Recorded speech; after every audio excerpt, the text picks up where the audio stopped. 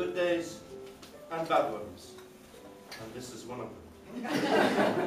Never accept a drink from a urologist.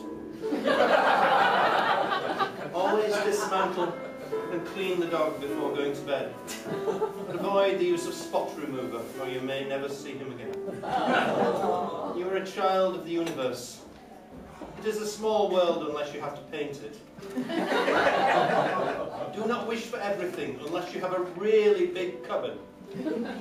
Avoid loud and aggressive persons. Sleep well. If you cannot sleep well, practice more often. Borrow from pessimists. They don't expect it back. Remember, if a man is given a fish, he will eat for a day. Teach him to fish, and he will sit in a boat and drink himself stupid. It is always the darkest before the dawn. That is the time to steal your neighbour's newspaper and milk.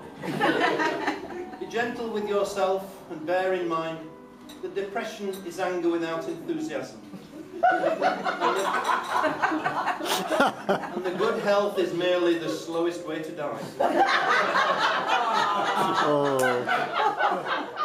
Never argue with a fool, for he is doing the same. Know that at first you don't succeed. Skydiving is not a good one. Be yourself. If you cannot become wiser, try to become older. Never stand between a dog and a lamppost. Never hit a man with glasses. Always use something bigger and heavier. Remember, some people are only alive because it's illegal to kill them. Go far and start as soon as possible. A journey of 1,000 paces often begins with a flat tire and a broken fan hose. Remember, if the brakes cannot be repaired, you can always make the horn louder. Sometimes on a summer's day, let the dog drive and put your head out of the window. Never suffer from insanity, enjoy it. And never criticise your fellow man till you've walked a mile in his shoes. And then, if he doesn't like it, you're a mile away and you've got his shoes. Bear in mind that double negatives are a complete no-no. It is possible to play a harmonica by driving really fast and holding it out of the window. And one day you'll find a suppository in your ear. At that moment you'll realise where your hearing aid is.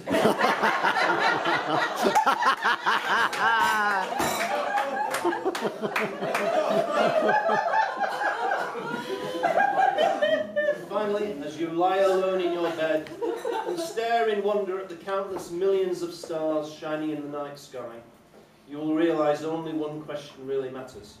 Where's the ceiling?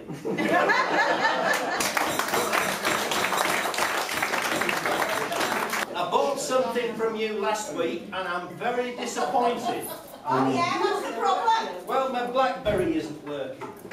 Did you run out of juice? No, it's completely frozen. Oh, I'll tell you what, let's try it on an orange. There's some black spots on that orange. Oh, I'm sorry about that.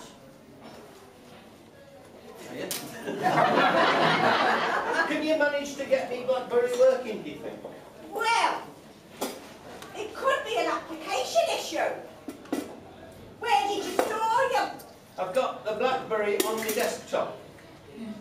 Oh, well you could try a mouse to drag it, put it in the recycle, and then try to launch it again. Well, I've tried that, but all it does is mess up my Windows. Oh well, I'll tell you what, I'd wait a couple of weeks, because we've got some new ones coming in. Oh, can I have a date for that? Yeah, of course you can. Thank you very much. I'll put that date in my diary. This is Aussie computer terminology. Log on, make the Barbie hotter. Log off, don't add any more wood. Monitor, keep an eye on the Barbie. Download, get the firewood off the ute. Floppy disk, what you get lifting too much firewood at once. Window, what you shut when it's cold.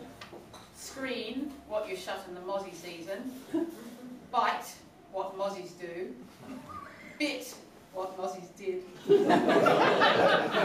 Megabyte, what Townsville Mozzies do. Chip, a bar snack.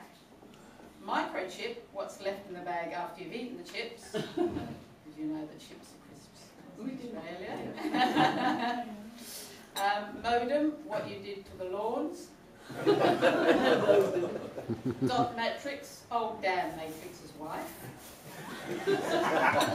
Laptop, where the cat sleeps. Software, plastic knives and forks, you get a big rooster or Kentucky Fried Chicken. Hardware, real stainless steel knives and forks from Kmart. Mouse, what eats the grain in the shed. Mainframe, what holds the shed up. Web, what spiders make. Website, the shed or under the veranda. Cursor, the old bloke that swears a lot. Search engine, what you do when the ute won't go. Upgrade, steep hill. Server, the person at the pub who brings out the counter lunch. Mail server, the bloke at the pub who brings out the counter lunch. User, the neighbour who keeps borrowing things. Network, when you have to repair your fishing net. Internet, complicated fish net repair method. Netscape, when the fish manoeuvres out of reach of the net. Online, when you get the laundry hung out.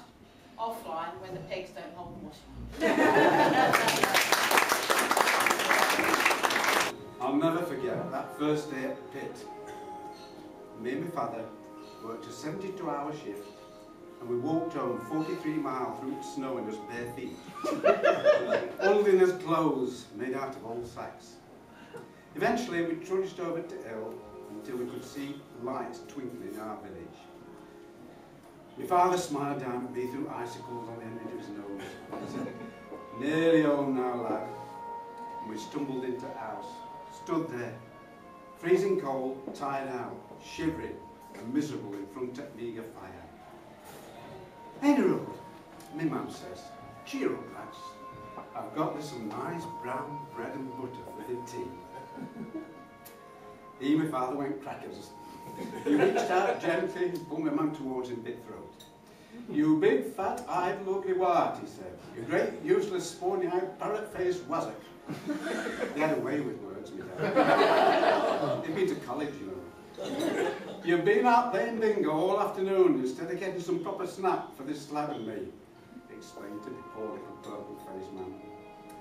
Then turning to me, he said, "Arthur." He could never remember the name. "Here's £half.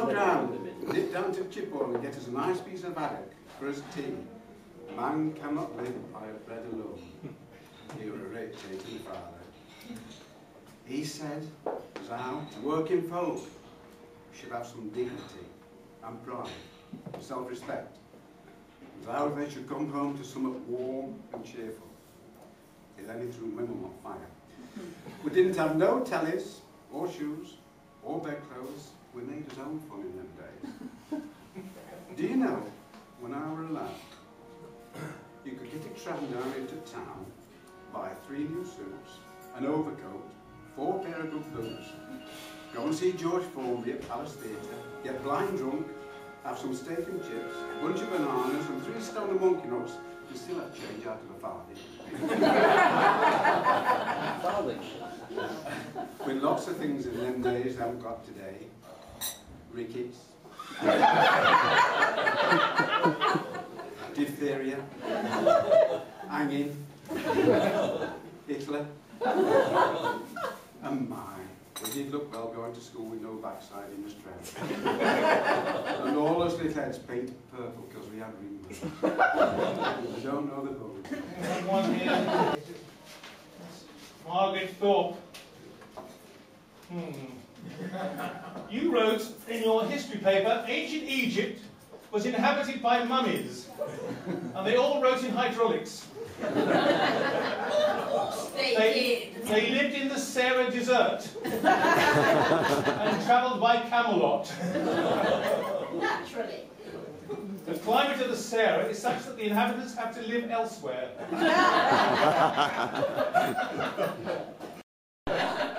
Adam and Eve were created from an apple tree. One of their children, Cain, asked, "Am I my brother's son?" Very well done. Mind you, your namesake is hardly better. According to her, the greatest writer of the Renaissance was William Shakespeare. He was born in the year 1564, supposedly on his birthday. He never made much money and is famous only because of his plays. He wrote tragedies, comedies, and hysterectomies. All in Islamic pentameter. Romeo and Juliet are an example of a heroic couplet. Romeo's last wish was to be laid by Juliet. Warrington, G. Perhaps you could explain why, in your sat paper a couple of years ago, you were asked, when presented with some shapes, a square, a rectangle, and so on, you were asked to name the shapes. Why did you write Bill, James, and Sarah?